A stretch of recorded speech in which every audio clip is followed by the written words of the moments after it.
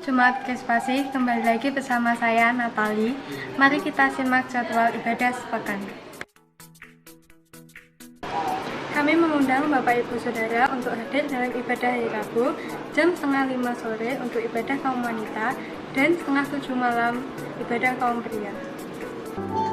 Kami mengajak para pemuda untuk menghadiri ibadah pemuda remaja hari Sabtu 4:30 sore dan jam 6 malam ada ibadah raya di Pos PI Ebenezer Lingenang.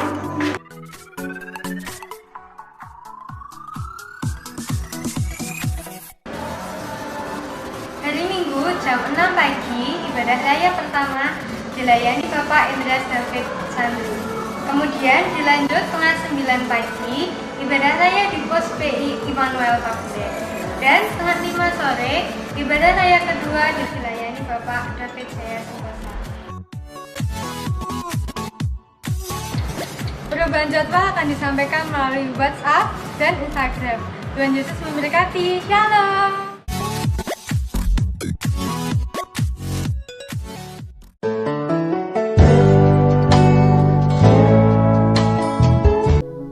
Kami bersyukur Tuhan untuk kebaikan Tuhan dalam kehidupan kami. Kami boleh ada di tempat ini. Kami boleh menyenangkan Tuhan. Kami boleh memberikan yang terbaik untuk Tuhan. Biarlah Tuhan pada sore hari ini kami mau menyenangkan Tuhan. Urapi kami Tuhan, anak-anak-Mu yang pada sore hari ini hadir di tempat ini untuk kami bersama-sama menikmati berkat-berkat Tuhan. Tuhan, lawat kami semuanya Bapa. Berikanlah hati untuk kami boleh menyenangkan Tuhan. Terima kasih Tuhan. Kami menyerahkan ibadah pada sore hari ini, dari awal sampai akhirnya ke dalam pimpinan tangan kuasa-Mu. Di dalam nama Tuhan Yesus Kristus kami berdoa. Haleluya. Amin. Silakan duduk Bapak Ibu Saudara. Shalom, kita masih tetap dalam hadirat Tuhan. Kita mau menyembah dan memuji namanya. Kita mau berkata bahwa Dia sungguh baik dalam kehidupan kita. Kita mau angkat pujian ini. Yesus, Kau sungguh baik.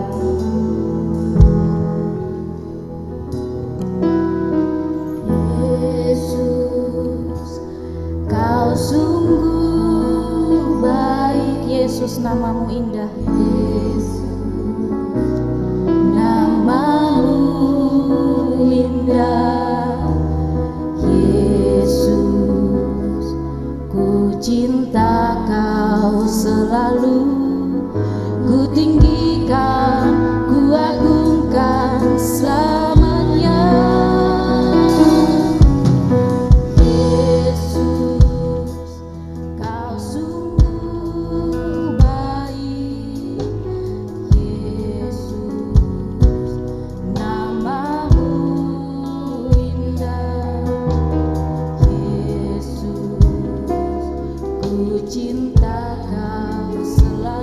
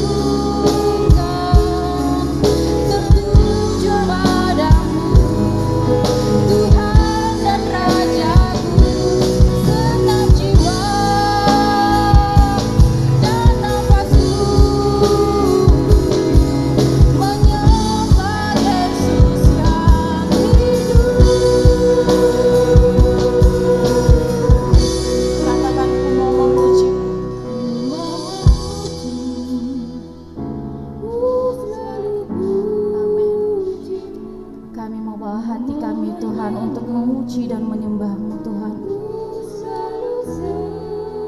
Amin.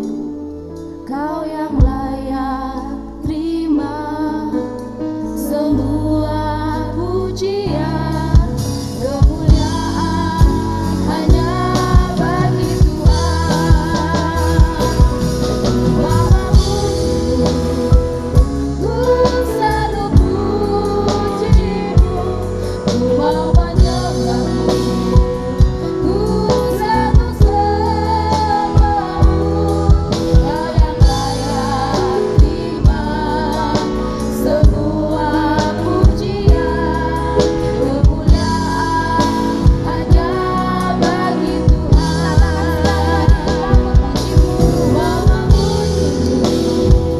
ku selalu puji-Mu, ku mau menyembah-Mu, ku selalu sembah-Mu. Kau yang layak terima semua pujian, kemuliaan hanya bagi Tuhan. Mari kita mempersiapkan hati kita untuk menyembah Tuhan.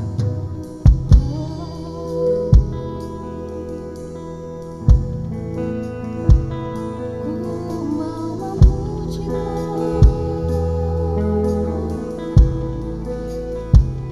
ku sembahkan.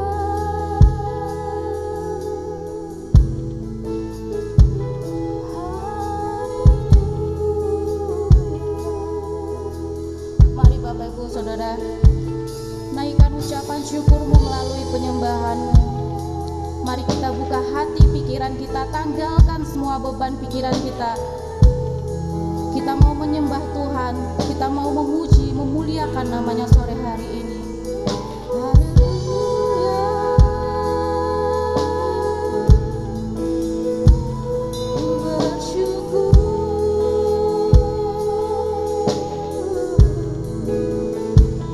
ku bersyukur,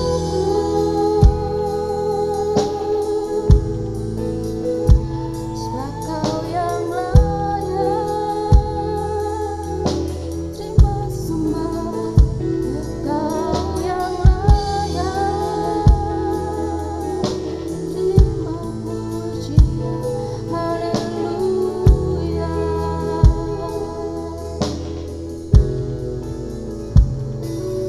Ku mau memuji-Mu, ku selalu puji-Mu, ku mau menyembah-Mu, ku selalu sembah-Mu. Kau yang layak terima semua pujian, kemuliaan hanya bagi Tuhan.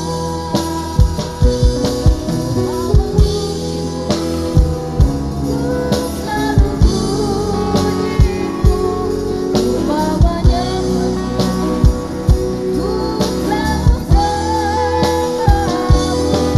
Kau yang layak terima semua pujian, kemuliaan hanya bagi Tuhan. Kau yang layak terima semua pujian, kemuliaan hanya bagi Tuhan. Kau yang layak terima semua pujian, kemuliaan hanya bagi Tuhan. Amin. Shalom. Ada sukacita sore hari ini. Mau bertemu dengan Tuhan dengan penuh cinta. Kita angkat pujian ini.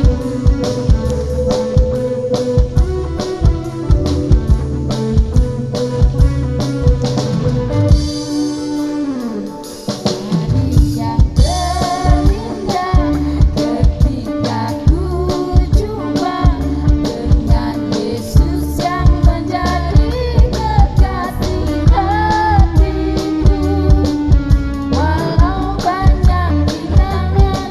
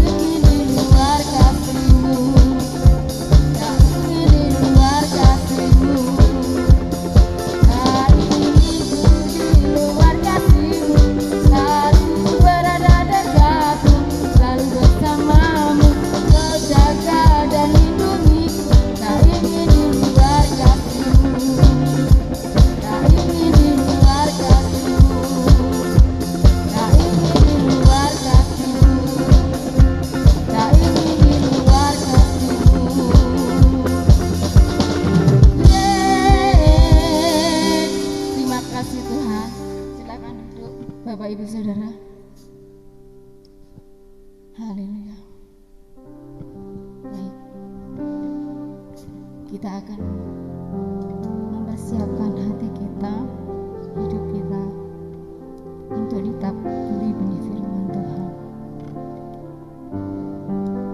Kita berikan hati, seluruh hidup kita untuk boleh firman itu masuk dalam kehidupan kita, mengubah kita menjadi pribadi yang berkenan kepada Tuhan.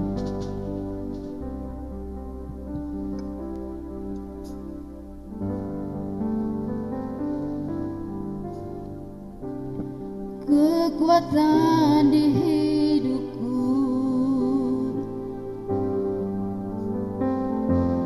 ku dapat di dalam-Mu. Kau teguhkan hatiku, tiada yang mustahil bagimu. Sama-sama kita katakan,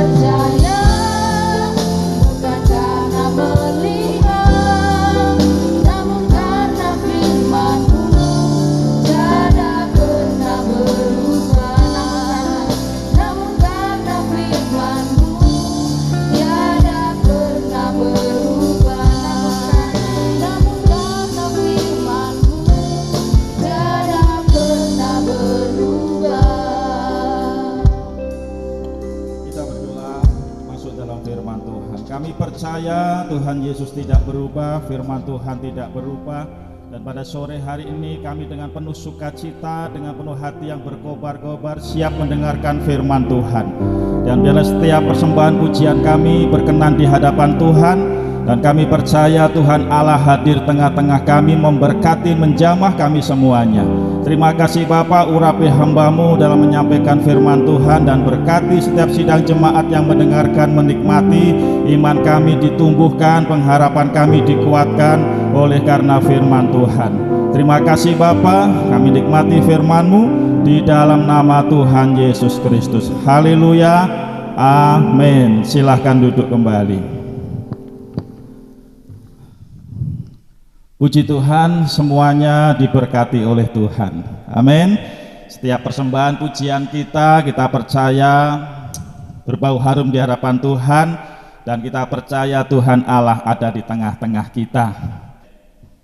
Beberapa hari lagi kita akan menikmati hari kenaikan Tuhan Yesus. Berarti hari-hari ini kita masih dalam suasana kebangkitan Tuhan. 40 hari Yesus masih menampakkan diri kepada murid-murid dan semua orang percaya saat itu sebelum dia naik ke surga.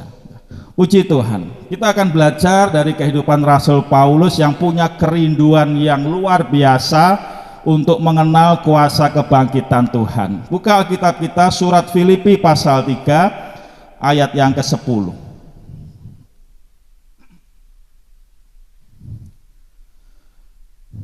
Surat Filipi pasal 3 ayat yang ke-10. Iman timbul dari mendengar, mendengar akan firman Tuhan. Kita baca bersama-sama. 2, 3. Yang ku kehendaki ialah mengenal Dia dan kuasa kebangkitannya, dan persekutuan dalam penderitaannya, di mana aku menjadi serupa dengan Dia dalam kematiannya. Katakan amin. Rasul Paulus punya kerinduan yang mendalam, dia punya hasrat yang luar biasa setelah dia bertobat. Dia jelaskan dalam pasal 3 ayat 1 sampai seterusnya ini, di tengah-tengah dia menjelaskan, yang berkata yang ku kehendaki.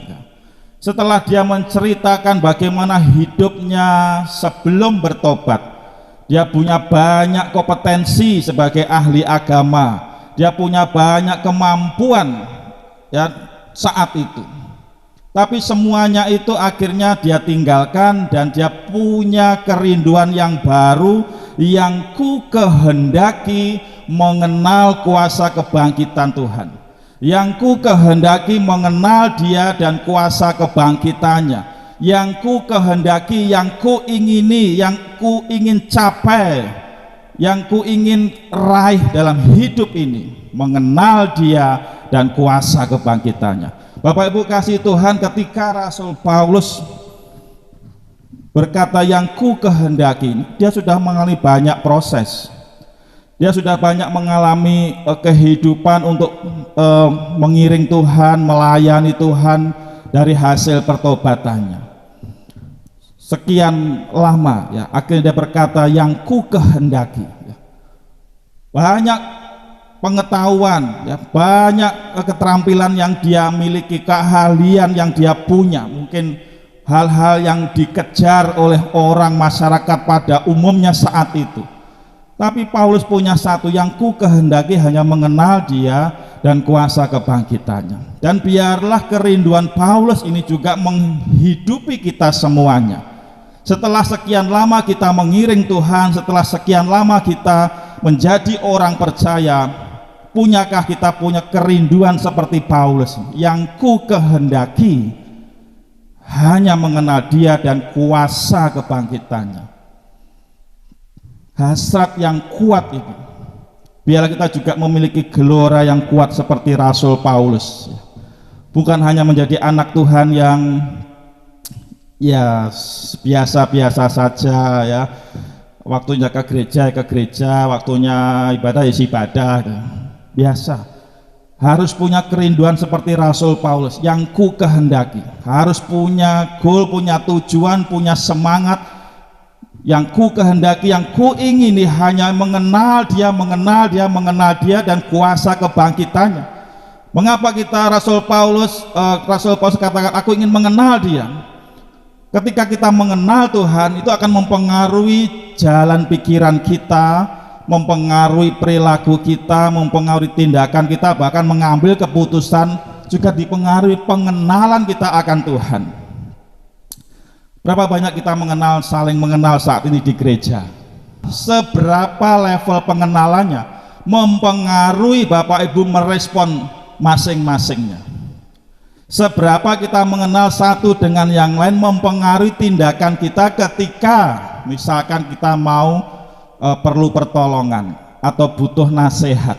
Kemana saya harus bertemu? Kemana saya harus dengan seseorang ingin mendengar nasihatnya, ingin minta pendapatnya, dipengaruhi pengenalan kita akan orang tersebut. Banyak kita saling mengenal. Nggak mungkin ketika saya mungkin perlu rekomendasi, saran, kemudian semua saya hubungi. Nggak mungkin lah. Mesti kita pilih-pilih. Mengapa? Karena tingkat pengenalannya dengan si A seperti ini, tingkat pengenalan saya dengan si B seperti ini, maka saya akan pilih A atau B ya, untuk meminta rekom sarannya, pendapatnya, dan seterusnya. Rasul Paulus sangat memahami ini, maka dia dalam hidupnya ingin terus menambah kerohaniannya yang ku kehendaki mengenal Dia dan kuasa kebangkitannya. Mengenal kuasa kebangkitan Tuhan memproses hidup Paulus sampai hari itu, sampai akhir hidupnya, karena proses pengenalannya kepada Tuhan dan kuasa kebangkitannya. Nah, Bapak Ibu kasih Tuhan, ketika kita mengenal Tuhan, mempengaruhi pola pikir kita terhadap Tuhan. Ketika kita mengenal Tuhan, seberapa kita mengenal Tuhan, seberapa kita mengenal kuasa kebangkitan Tuhan, mempengaruhi tindakan kita, mempengaruhi respon kita, mempengaruhi pola pikir kita ketika kita sedang ada dalam suatu keadaan. Bisa selalu bersyukur, bisa selalu memuji Tuhan, atau malah sebaliknya.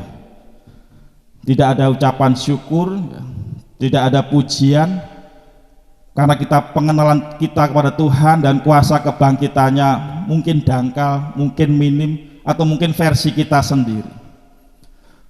Paulus sudah mengenal Tuhan sedemikian rupa, namun Paulus berkata, aku belum mencapainya, aku masih terus mengejarnya, kalau boleh menangkapnya. Artinya Paulus ingin berproses terus dalam hidupnya ini, mengenal Dia, mengenal Tuhan dan kuasa kebangkitannya. Karena ini penting.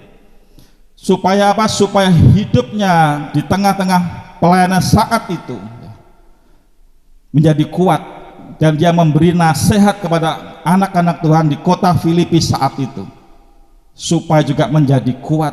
Penting ini, mengenal Dia dan kuasa kebangkitannya. Filipi pasal 3 ayat 3 dikatakan, karena kitalah orang-orang bersunat yang beribadah oleh Roh Allah dan bermegah dalam Kristus Yesus dan tidak menaruh percaya pada hal-hal lahiriah. Mengapa kita penting mengenal kuasa kebangkitan? Karena yang pertama, kuasa kebangkitan ini menjadi pusat pengajaran. Rasul Petrus ketika berkhotbah dan 3.000 orang bertobat, apa yang Petrus sampaikan? Kebangkitan Tuhan. Apa yang Petrus ceritakan, khotbahkan tentang kebangkitan Tuhan. Jadi kebangkitan Tuhan ada kuasa yang menyertainya. Dia bukan sekedar dongeng. Kuasa kebangkitan ini betul-betul menjadi pusat pengajaran, pusat perbincangan, pusat diskusi sampai hari ini. Alkitab menulis ada 2 orang murid berjalan menuju ke Emmaus, sedang bercakap-cakap. Mempercakapkan apa? Mempercakapkan kebangkitan Tuhan Yesus. Dan Alkitab katakan ketika kita berbincang-bincang tentang kebangkitan Tuhan itu, hati kita berkobar-kobar, karena ada kuasa kebangkitan itu menjadi pusat pengajaran. Sampai hari ini Kebangkitan Tuhan banyak diselidiki, ya, menjadi diskusi. Ada yang ingin sekedar tahu, ada yang ingin sekedar mencari kelemahan, ada yang ingin sekedar memang ingin mengenal Tuhan dan kuasa kebangkitannya ini, ya macam-macam. Sampai hari ini, kalau Bapak Ibu mungkin kita cermati, banyak pengajaran-pengajaran yang lain. Tapi yang menjadi bahan menarik adalah ketika membicarakan, mengajarkan tentang kebangkitan Tuhan. Pasti orang terpantik, entah reaksinya apa, pasti terpantik, karena itulah pusat pengajaran. Makanya ketika Tuhan bangkit dan menemui murid-murid di rumah yang terkunci, Tuhan berkata, dan lagi dalam namanya berita tentang pertobatan dan pengampunan dosa harus disampaikan kepada segala bangsa, mulai dari Yerusalem. Karena kuasa kebangkitan ini menjadi pusat pengajaran, menjadi pusat bagaimana orang harus mencari jalan keselamatannya, menjadi pusat pertobatan dan pengampunan dosa, karena Yesus yang bangkit ini hidup dan selamanya. Bapak Ibu kasih Tuhan, kita yang sudah menerima banyak pengajaran tentang kebangkitan Tuhan, sudahkah kita mengenal pengajaran kuasa kebangkitan ini? Ada kuasa yang luar biasa dalam kebangkitan Tuhan. Dia memberi pemulihan, dia memberi pengampunan, dia memberi pengajaran. Selama 40 hari Tuhan menampakkan diri kepada murid-muridnya. Kuasa kebangkitan Tuhan ini memberi pemulihan kepada murid-murid saat itu yang sedang takut dan khawatir, putus asa. Bahkan kepada Thomas, kuasa kebangkitan ini mengajarkan supaya percaya kepada hal-hal yang tidak kelihatan. Berbahagialah orang yang percaya namun tidak melihat. Mengapa Tuhan ajarkan? Inilah kebangkitan, inilah pusat pengajaran. Rasul Paulus, selama ini orang bermegah dalam ajarannya kepada hal-hal lahiriah. Paulus katakan, kita tidak menaruh percaya pada hal-hal lahiriah, artinya hal-hal yang kelihatan.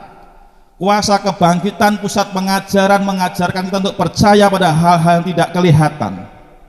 Hal-hal yang kelihatan sifatnya sementara, hal-hal yang tidak kelihatan sifatnya kekal.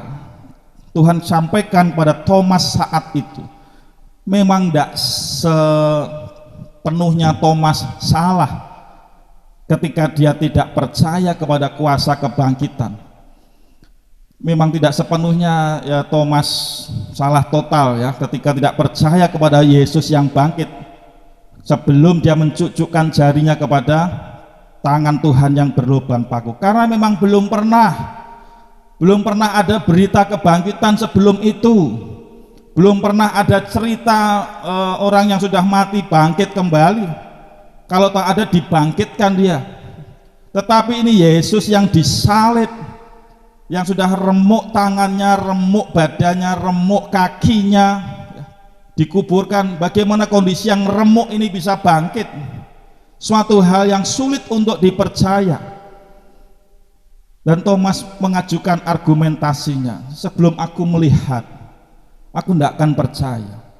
Tapi kuasa kebangkitan adalah pusat pengajaran, mengajarkan iman yang percaya, bukan pada hal-hal lahiriah, tapi pada hal-hal yang tidak kelihatan. Kita beribadah dalam roh dan kebenaran. Pengampunan dosa diberitakan, pertobatan diberitakan. Dasarnya apa? Karena dasar Yesus yang bangkit. Kuasa kebangkitan ini pusat pengajaran, supaya orang menaruh iman dan percayanya walaupun tidak melihat dengan mata kepala sendiri seperti apa Yesus ini. Tapi kuasa kebangkitan dalam nama Yesus itu mampu memberi pemulihan, mampu memberi pengampunan dosa, pertobatan dan hidup kekal. Inilah pusat pengajaran dari kuasa kebangkitan. Dan Paulus sudah alami hal ini ketika dia dalam perjalanan ke Damsyik. Tuhan menobatkan dia spesial. Tuhan bertemu dengan Saulus saat itu dengan cahaya yang kemilauan. Yesus yang bangkit ini memberi pertobatan kepada Saulus menjadi Paulus. Dan Paulus merasakan itu semuanya. Makanya dia mengajarkan dalam nama Yesus ada keselamatan. Yesus yang bangkit ini. Dan Paulus punya kerinduan yang ku kehendaki mengenal dia, mengenal kuasa kebangkitan. Tidak cukup sehari 2 hari, tidak cukup sekali momen atau 2 momen. Dia ingin terus mengalami kuasa kebangkitan dalam hidup sehari-harinya. Dan dia ajarkan pada orang-orang percaya di kota Filipi saat itu. Dan kepada kita pada sore hari ini. Supaya kita punya kerinduan yang sama seperti Paulus. Ingin mengalami kuasa kebangkitan Tuhan itu. Dalam hari-hari kita. Ada pemulihan dalam kuasa kebangkitan Tuhan. Ada pengampunan dosa. Ada sukacita, ada damai sejahtera. Ada pembaharuan relasi dalam kuasa kebangkitan Tuhan. Dan biarlah kuasa kebangkitan Tuhan itu boleh kita alami sepanjang hari, sepanjang umur hidup kita. Dia menjadi pusat pengajaran, pemberitaan, dan itu menarik banyak orang. Terserah mau respon A, B, C, D. Tapi pengajaran tentang kebangkitan Tuhan menarik dunia ini dengan beragam responnya. Ada yang percaya dan bertobat, ada yang tidak, ada yang menjibir. It's okay, itu hak mereka, hak pilih mereka. Tapi Paulus tahu dalam kuasa kebangkitan Tuhan ini ada pengajaran-pengajaran yang luar biasa, yang mampu memulihkan kita, yang mampu membuat dosa diampuni. Kita orang yang beribadah oleh Roh Allah dan bermegah dalam Kristus Yesus dan tidak menaruh percaya pada hal-hal lahiriah. Karena jemaat di kota Filipi saat itu sedang dipecah konsentrasinya. Ada yang percaya dengan ibadah lahiriahnya, dengan kebanggaannya. Paulus katakan, aku ini Farisi yang taat, menegakkan hukum Taurat, aku tanpa cela, dan seterusnya dan seterusnya. Tapi itu sekarang berlalu setelah aku mengenal kuasa kebangkitan Tuhan. Dan yang ku kehendaki adalah mengenal Dia dan kuasa kebangkitannya. Di situ banyak pengajaran-pengajaran yang menyukakan hati, yang membuat hati damai sejahtera. Ada banyak pengajaran-pengajaran membuat jalan-jalan pengampunan dosa, pemulihan kepada Bapa di sorga. Paulus punya kerinduan untuk terus hidup dalam kuasa kebangkitan Tuhan. Paulus juga berkata dalam ayat yang ke-7, tetapi apa yang dahulu merupakan keuntungan bagiku, sekarang kuanggap rugi karena Kristus. Paulus punya kerinduan ingin mengenal kuasa kebangkitan Tuhan, karena yang kedua, kuasa kebangkitan Tuhan itu pusat perubahan, khususnya dalam hidup pribadinya. Kita tahu ketika dia jadi Saulus, ada Saulus yang kejam. Setelah mengenal kuasa kebangkitan Tuhan, dia menjadi Rasul Paulus yang lemah lembut. Saulus yang kejam jadi Paulus yang lemah lembut. Nah, Bapak Ibu kasih Tuhan, Saulus yang dulu orientasinya kemuliaan dirinya sendiri, sekarang dia itu rugi, semua dianggap rugi, tidak berguna seperti sampah. Setelah aku mengenal Tuhan, memiliki segudang prestasi Saulus saat itu, namun dia menganggap itu sekarang tidak ada artinya ketika dia mengenal Tuhan. Pengenalan akan Tuhan lebih mulia dibandingkan semuanya itu. Makanya dia menggelorakan hidupnya, yang ku kehendaki adalah mengenal Dia dan kuasa kebangkitan. Karena kuasa kebangkitan Tuhan itu luar biasa, membuat perubahan dalam hidupnya. Kalau dulu dia berorientasi kemuliaan diri sendiri, ketenaran diri sendiri, setelah dia mengenal kuasa kebangkitan Tuhan, ada perubahan dalam hidupnya. Sekarang semuanya orientasinya kemuliaan bagi nama Tuhan. Sampai dia tulis Alkitab, apa yang kamu perbuat, perbuatlah dengan segenap hatimu seperti untuk Tuhan. Karena apa? Karena dia sudah diubahkan oleh kuasa kebangkitan Tuhan itu. Kalau dulu orientasinya kemuliaan diri sendiri, ketenaran diri sendiri, setelah dia diubah oleh kuasa kebangkitan ini, dia tulis, apapun juga yang kamu perbuat, perbuatlah dengan segenap hatimu seperti untuk Tuhan. Kamu makan, kamu minum, atau apapun yang kamu lakukan, lakukanlah semuanya itu untuk kemuliaan Allah. Sudah berubah orientasinya, sudah berubah pola pikirnya, tindakannya, sudah berubah. Karena apa? Karena dia mengenal kuasa kebangkitan Tuhan ini, pusat perubahan dalam hidupnya. Dia sekarang punya gambaran ideal bagaimana menjadi manusia yang berkenan di hadapan Allah. Gambaran idealnya adalah Tuhan Yesus yang bangkit itu.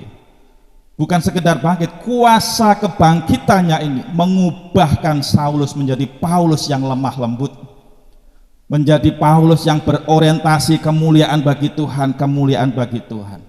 Karena Paulus punya gambaran yang ideal, Tuhan Yesus dan kuasa kebangkitannya. Bapak Ibu kasih Tuhan, kuasa kebangkitan Tuhan itu pusat perubahan. Dan Paulus katakan dalam ayat yang ke-13, saudara-saudara, aku sendiri tidak menganggap bahwa aku telah menangkapnya, tetapi ini yang kulakukan. Paulus mengalami perubahan ketika dia lebih mengenal kuasa kebangkitan Tuhan. Aku melupakan apa yang telah di belakangku dan mengarahkan diri kepada apa yang di hadapanku. Dia sekarang orientasinya kepada hidup kekal, bukan lagi mengejar hal-hal jasmani, bukan lagi all out kepada hal-hal duniawi yang sifatnya sementara ini. Dia sekarang all out untuk kemuliaan bagi nama Tuhan. Bukan berarti kita tidak boleh kerja, bukan berarti kita tidak boleh jadi mapan, ya. Tidak seperti itu. Tetap kita harus berkarya, ya, mengejar cita-cita, harus mapan, ya, supaya membantu sesama. It's okay, boleh itu. Tapi semuanya, segala sesuatu yang dikerjakan untuk kemuliaan nama Tuhan. Harus diganti orientasinya. Kadangkala ya, terbersit dan mungkin tanpa sengaja ada orientasi kegagahan orang tua. Ketika anaknya sukses, ketika anaknya kuliah di sini, kalau arisan, wah, saling pamer anaknya. Kalau arisan bapak-bapak maksudnya, bukan ibu-ibu, ya. Walaupun umumnya ibu-ibu, ya. Anaknya di mana? Oh, di sini. Wah, bangga, ya. Dan seterusnya. Kadang-kala kita seperti itu, ya, it's okay, boleh bangga, boleh, ya. Tapi kalau kemudian timbul sombong tinggi hati, karena aku ini bapak, ya, itu anak ibu, kalau sudah timbul tinggi hati dan lupa berkat ini dari siapa yang mengadakan, siapa yang memenuhi, ya, itu jadi kacau, itu, ya. Tidak boleh, apa bahasa Jawanya, keblinger mungkin, ya. Sudah diberkati luar biasa, lupa dengan yang memberi berkatnya. Boleh berprestasi, boleh, tapi ingat, orientasi kita adalah segala sesuatu yang kita lakukan untuk kemuliaan nama Tuhan. Kuasa kebangkitan harus menjadi perubahan. Paulus ini luar biasa. Ketika saya renungkan hidupnya ini, suatu tindakan yang radikal, suatu tindakan yang komitmen 1000%, mematikan diri sendiri, mematikan hawa nafsu diri sendiri, mematikan keinginan lahiriahnya. Luar biasa, Bapak Ibu. Dan ketika Paulus bisa seperti itu karena pengenalannya kepada kuasa kebangkitan yang merubah hidupnya. Itu tidak gampang, Bapak. Mematikan keinginan lahiriah kita, mematikan ego kita, mematikan hal-hal natural manusia kita, itu berat luar biasa. Paulus banyak bantuan, tapi Paulus tetap bekerja untuk memenuhi kebutuhannya, bahkan membantu kawan-kawan sepelayanannya. Kalau levelnya diri sendiri, Paulus tidak perlu bekerja, tidak perlu buat tenda, tidak perlu tinggal ajukan proposal, donatur berdatangan. Tapi Paulus tidak seperti itu. Itu contoh sederhana yang waduh luar biasa ya. Mau jalan seperti itu susah ya. Itu hal sederhana. Belum lagi dalam hal-hal yang lain, dia dicaci maki apapun ya, tapi kuasa kebangkitan Tuhan merubah hidupnya. Dia lupakan itu semuanya. Dia fokus kepada yang di depan, ingin memuaskan Tuhan, ingin menangkap apa tujuan Tuhan dalam hidupnya. Kalau Tuhan sudah menangkap hidupnya, sekarang dia ingin menangkap tujuan Tuhan untuk hidupnya. Perubahan yang dialami Paulus ini luar biasa. Bahkan ketika saya merenungkan firman ini, saya berkata, Tuhan mungkin tidak mampu ya jadi Paulus ya, mematikan diri sendiri ya, mematikan kedagingan kita ini bukan perkara mudah. Mematikan hal-hal lahiriah ini bukan perkara mudah. Tapi Paulus bisa. Mengapa? Karena dia mengenal kuasa kebangkitan Tuhan yang merubah hidupnya. Itulah sebabnya dia berkata, yang ku kehendaki. Mengenal dia. Karena dia sudah mendapat banyak berkat dari kuasa kebangkitan Tuhan ini. Hidupnya yang dulu seperti itu gagah perkasa sekarang tidak ada artinya. Ketika dia mengenal kuasa kebangkitan Tuhan, orientasinya sekarang kemuliaan Tuhan. Dia matikan hal-hal lahiriah, hal-hal keinginan manusiawinya. Ketika kita ingin berubah, mematikan diri sendiri, minta kuasa kebangkitan dari Tuhan. Yesus yang mati tidak berdaya 3 hari menyatakan kuasanya.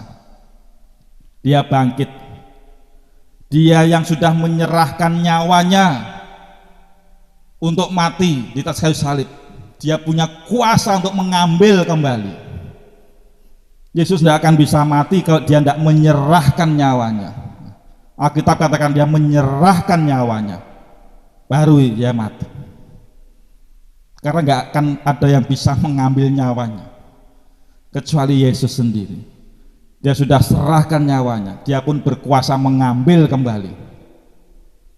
Alkitab juga katakan ketika Yesus bangkit itu karena apa? Karena kesalehannya. Kuasa kebangkitan Tuhan mampu mengalahkan hal-hal dosa, kematian dan seterusnya. Kuasa kebangkitan yang luar biasa ini ingin dialami oleh Rasul Paulus, dan dia berkata, aku ingin mengenal dia terus, ingin mengenal kuasa kebangkitan Tuhan, ingin mengenal kuasa kebangkitan yang sudah merubah hidupnya dari Saulus yang kejam menjadi Paulus yang lemah lembut, yang mau berkorban untuk kemuliaan nama Tuhan. Wah, itu tidak mudah, sangat tidak mudah. Dan ketika saya merenungkan ini, mampu ndak ya kira-kira ya, mampu ndak ya sabar di jalan raya saja Bapak Ibu, apalagi hari-hari seperti ini ya. Saya hanya dapat hadiah rantang, kipas angin gitu ya. Kalau surga mungkin belum dapat ya. Kata Pak Gem kan seperti itu, sabar itu sulit karena hadiahnya surga. Kalau sabar itu mudah, hadiahnya kipas angin ya, aqua seperti ini ya. Hari-hari ini di jalan raya itu ujian ya. Ujian untuk kita saling menghargai dan seterusnya. Itu susah ya. Mematikan diri sendiri itu susah ya. Dan yang bisa mengerem untuk saya agak sabar itu karena stiker GBT ada di belakang kaca mobil saya. Sangat ada enak stiker GBT di sawang wong komburi, mobil kok ya-yaan ya, jadi yang agak ngerem Bapak Ibu, agak ngerem ya. Lampu kuning kelip mau tak tancap, ada stiker GBT di belakang. Kayak dipoto. Ya itu ya, hari-hari gini tuh membuat kita agak sabar. Stiker GBT aja mampu menahan kita untuk jadi sabar, apalagi kuasa kebangkitan Tuhan. Amin Bapak Ibu. Memampukan kita untuk sabar bisa, mestinya bisa. Kita aja mungkin yang tidak mau ya, tidak mau mengenal dia dan kuasa kebangkitannya, atau mungkin belum sehasrat Paulus yang ku kehendaki. Mungkin kita belum sehasrat tinggi seperti Paulus, makanya nggak bisa sabar-sabar. Tapi Paulus sudah menjalani ini semua. Kuasa kebangkitan Tuhan mengubahkan hidupnya. Jadi Paulus yang lemah lembut, rendah hati, dan berorientasi untuk kemuliaan nama Tuhan. Makanya kita harus punya kerinduan seperti Paulus yang ku kehendaki, mengenal kuasa kebangkitan Tuhan yang mampu mengubahkan kita semuanya. Yang ketiga, ayat 9 dikatakan, dan berada dalam Dia bukan dengan kebenaranku sendiri karena mentaati hukum Taurat, melainkan dengan kebenaran karena kepercayaan kepada Kristus, yaitu kebenaran yang Allah anugerahkan berdasarkan kepercayaan. Kuasa kebangkitan Tuhan yang ketiga adalah pusat kebenaran. Suka tidak suka, ini kebenaran. Yesus yang sudah bangkit, hidup untuk selamanya. Kebenaran apa? Kebenaran bahwa Tuhan pernah berjanji Dia akan menyertai umatnya sampai akhir zaman. Dan Dia buktikan dengan bangkit ini, berarti janjinya ya dan amin, bukan janji palsu. Artinya inilah pusat kebenaran, kebangkitan Tuhan. Banyak kebenaran-kebenaran yang di luar sana, tapi tidak terbukti benar. Dengan bangkitnya Tuhan Yesus dan kuasa kebangkitan membuktikan bahwa janjinya ya dan amin. Ketika Dia akan menyertai kita, dengan kebangkitannya membuktikan janjinya ya dan amin. Pusat kebenaran yang membuat hidup kita sekarang ini dijamin menjadi berarti. Hidup yang kita hidupi sekarang ini menjadi hidup yang lebih hidup, menjadi hidup yang berarti karena kuasa kebangkitan Tuhan. Hidup kita bukan hidup yang kemudian tidak berguna, habis ini ya sudah selesai. Nah, hidup yang kita hidupi sekarang ini berguna. Berguna apa? Berguna kita dipersiapkan untuk nanti menjadi warga kerajaan sorga. Kuasa kebangkitan Tuhan yang pusat kebenaran itu membenarkan kita, mendamaikan kita dengan Allah Bapa di sorga. Tidak ada lagi perseteruan. Kita hidup dalam damai sejahtera. Kita hidup dalam kebenaran Tuhan. Kita yang dibenarkan bukan karena kita melakukan hal-hal ibadah lahiriah. Kita dibenarkan karena cukup dengan percaya kepada nama Yesus, percaya kepada kuasa kebangkitan Tuhan, maka hidup kita dibenarkan. Oleh karena itu kuasa kebangkitan Tuhan ini adalah pusat kebenaran. Paulus katakan, aku dulu hidup di dalam kebenaranku sendiri karena melakukan hukum Taurat, tapi sekarang aku hidup dalam kebenaran Allah yang aku percaya. Cukup dengan percaya pada kuasa kebangkitan Tuhan, hidup kita dalam kebenaran Tuhan. Nah Bapak Ibu kasih Tuhan, kebenaran Tuhan itu penting dalam hidup kita, membuktikan bahwa hidup kita ini sekarang sudah diubahkan oleh Tuhan. Jangan hidup dalam dosa lagi, jangan hidup dalam kekhawatiran, jangan hidup dalam ketakutan. Tuhan Yesus yang bangkit itu dan kuasanya itu adalah pusat kebenaran. Berapa banyak pencobaan yang harus kita alami, katakan itu biasa, karena kita hidup dalam kuasa kebangkitan Tuhan. Ada kebenaran janji-janji firman Tuhan di situ. Ada kebenaran dalam segala hal yang dikatakan Tuhan Yesus. Kalau Dia berjanji menyertai kita, menolong kita, pasti ya menolong dan menyertai kita. Karena Dia pusat kebenaran. Tidak ada yang palsu, yang ditutup-tutupi, enggak ada. Tuhan tunjukkan, ini tanganku, tunjukkan jarimu.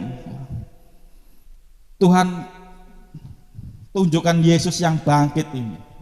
Ada kuasa di dalam kebangkitan Tuhan. Pusat kebenaran Tuhan Yesus sudah membenarkan hidup kita. Kita tidak lagi hidup di dalam perhambaan dan dosa, tapi kita hidup dalam kebenaran. Firman Tuhan sudah menguduskan kita. Khotbah Pak Gem tadi pagi di cabang Pakunden.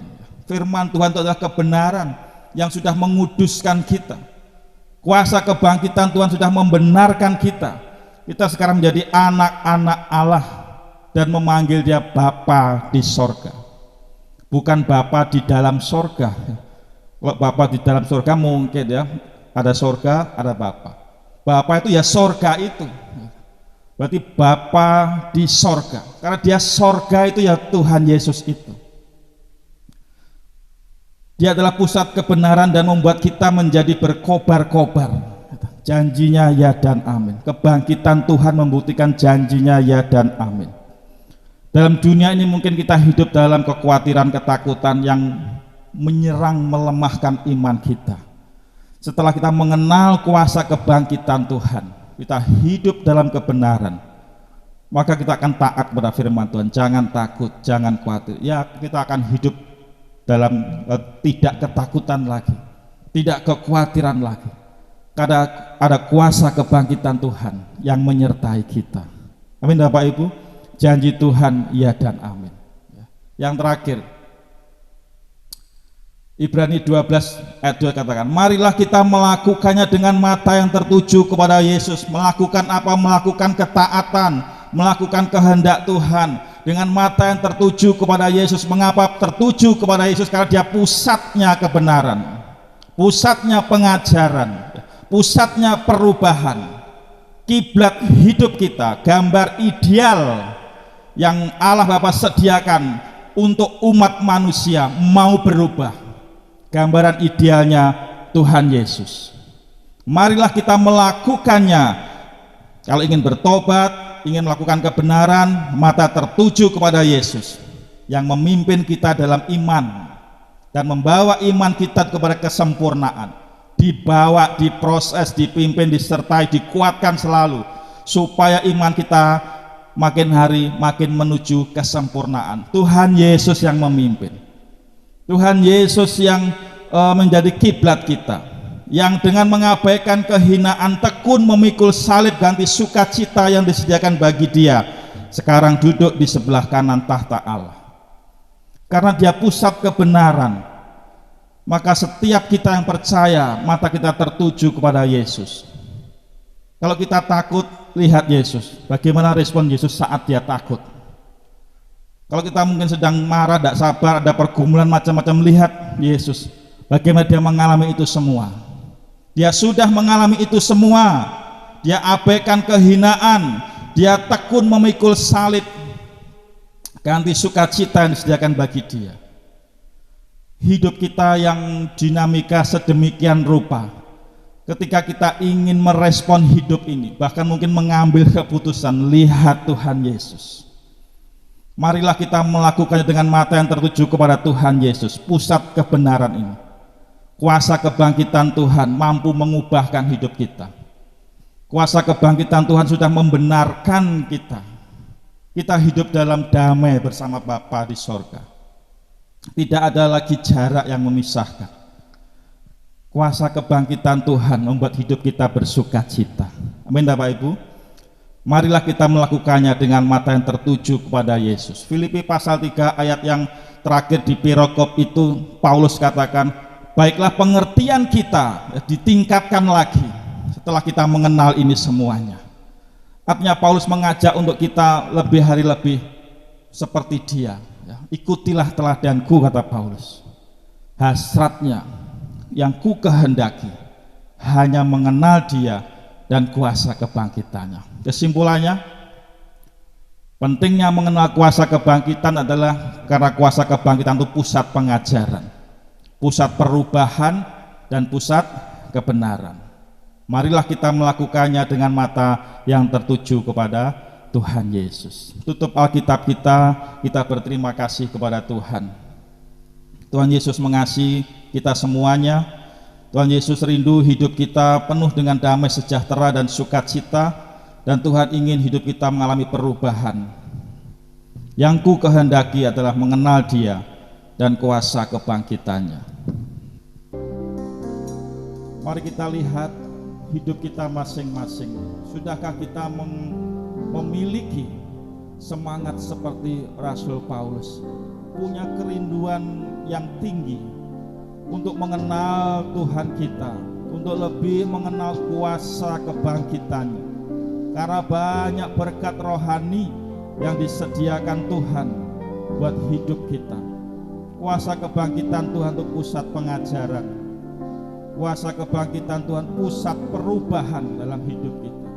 Dia pusat kebenaran yang sudah memerdekakan kita dari dosa. Biarlah kita seperti Paulus, punya kerinduan yang bernyala-nyala mengenal Tuhan, sehingga hidupnya makin hari makin memuliakan nama Tuhan, makin hari makin berkenan kepada Tuhan. Itu proses yang tidak mudah, tapi dengan kerinduan mengenal kuasa kebangkitan Tuhan, Tuhan pasti menolong dan memberkati kita. Kita bangkit berdiri bersyukur kepada Tuhan. Sebab aku percaya, bukan karena melihat, namun karena firman-Mu yang selalu digenapi di hidupku. Percaya, bukan karena melihat, namun karena firman-Mu. Dan sekali lagi, sebab aku percaya,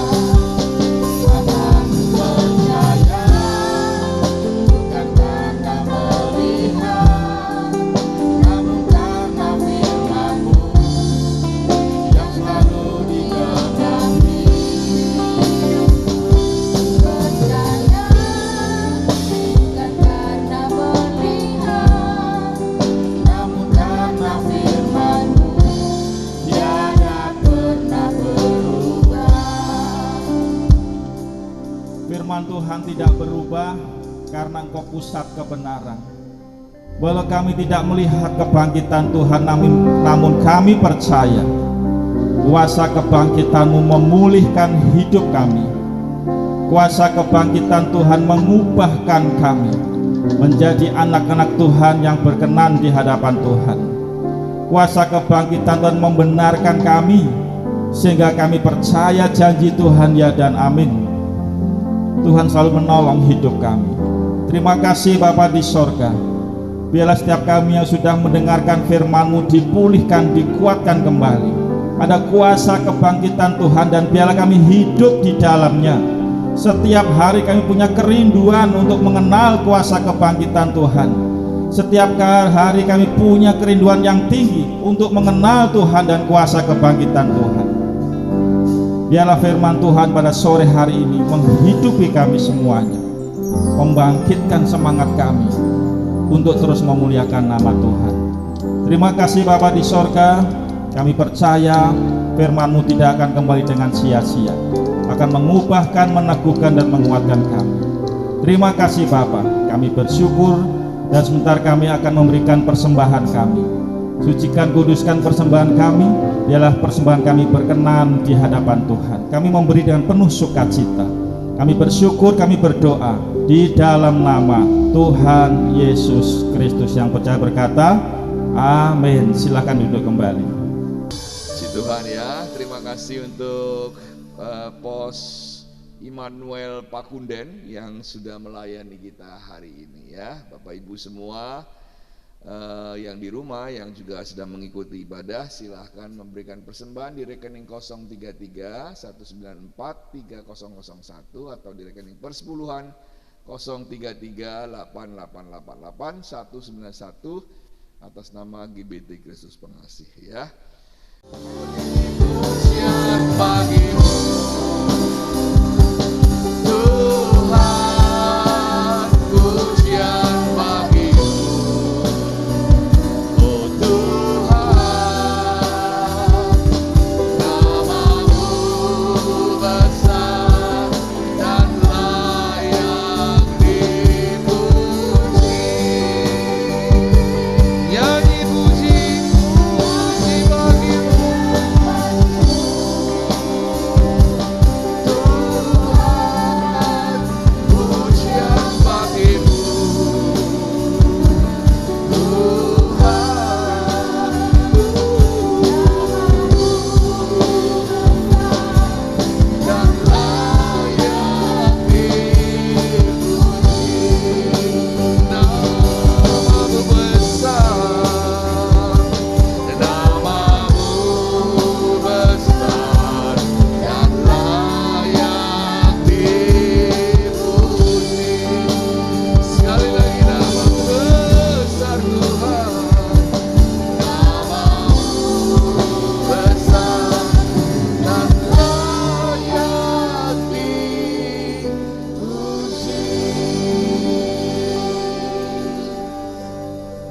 Biarlah setiap kami umat-Mu membawa kematian Kristus di dalam hidup kami, sehingga setiap kami juga akan membawa kebangkitan Kristus di dalam hidup kami.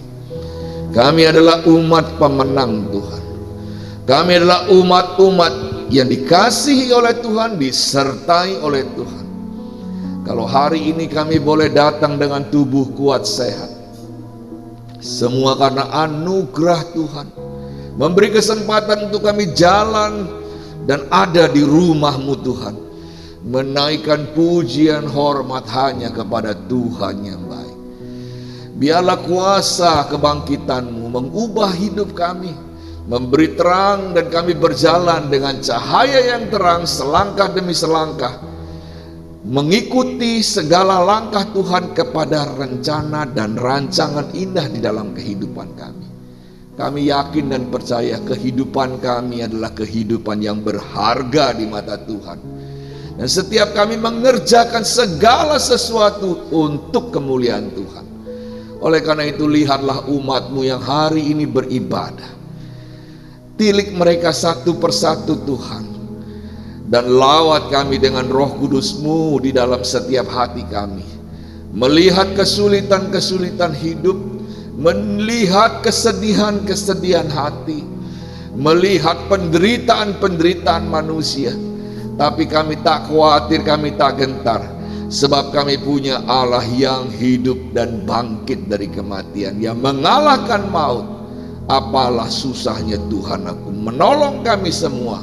Kami mau pegang tangan-Mu dan berjalan bersama dengan Engkau, sebab tangan kuasa-Mu tangan yang penuh berkat, yang memberkati usaha pekerjaan kami, yang memberkati kekuatan kesehatan kami, yang memberkati keturunan anak cucu menantu kami, yang merupakan Allah masa depan yang penuh pengharapan, karena Allah yang menolong, karena kuat kuasa-Mu yang penuh berkat di dalam kehidupan kami. Kami teringat kepada saudara-saudara kami yang mungkin sedang dalam kelemahan tubuh. Tuhan jamah sembuhkan. Kami serahkan Rita ke dalam tangan kasih kemuliaan, tolong dia Tuhan. Kami juga berdoa bagi yang dalam kesulitan, Tuhan menjadi jalan keluar. Kami berdoa bagi mereka yang dalam kesusahan dan kesedihan, hiburkan mereka, rangkai air mata jadi permata Tuhan, supaya mereka melihat kebesaran kemuliaan Tuhan di segala penderitaan dan segala situasi. Segala sesuatu mendatangkan kebaikan bagi kami.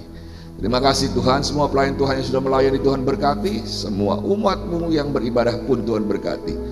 Sekarang izinkan hamba-Mu mengutus umat-Mu Tuhan, sebab mereka juga adalah hamba-hamba yang melayani, siap pergi melayani Engkau di mana saja mereka berada. Seperti panggilan agung yang Engkau canangkan di dalam Alkitab, firman-Mu Tuhan, kami siap, kami mau pergi kepada bangsa-bangsa. Kami butuh urapan-Mu supaya kami penuh kuasa dengan keberanian melakukan pekerjaan Tuhan ini dengan baik. Siapapun kami, dimanapun Kau tempatkan, Tuhan akan memberkati di sana dan menjadi berkat di sana, menjadi terang. Dan segala sesuatu yang kami bicarakan, biarlah kami berbicara seperti orang sedang menyampaikan firman Tuhan, dan orang boleh melihat Allah ada di dalam hidup kami. Terima kasih Tuhan, izinkan hamba mengurapi dan memberkati umat-Mu. Mari kita angkat tangan kita sama-sama. Buka hatimu secara pribadi, berbicaralah kepada Tuhan. Tuhan, tolonglah kami Tuhan. Tuhan, kami mau pergi Tuhan, tapi sertai kami dengan Roh-Mu Tuhan, sehingga diberikan roh kekuatan, keberanian. Kami berjalan dengan penuh syukur, dan kami melayani dengan penuh sukacita. Tuhan memberkati Engkau dan melindungi Engkau. Tuhan menyinari Engkau dengan wajah-Nya dan memberi Engkau kasih karunia. Tuhan menghadapkan wajah-Nya kepadamu dan memberi Engkau damai sejahtera. Umat Tuhan yang dikasihi Tuhan, pulanglah Engkau dengan membawa berkat yang besar dari sorga. Berkat damai sejahtera dari Allah Bapa, cinta kasih sayang kemurahan dari Tuhan Yesus Kristus, persekutuan, penghiburan, kekuatan dari Roh Kudus menyertai, mengurapi dan memberkati engkau dari sekarang sampai selama-lamanya. Terima berkat-berkat Tuhan ini, terima berkat-berkat Tuhan ini, terima berkat-berkat Tuhan ini. Di dalam nama Tuhan Yesus kami sudah berdoa dan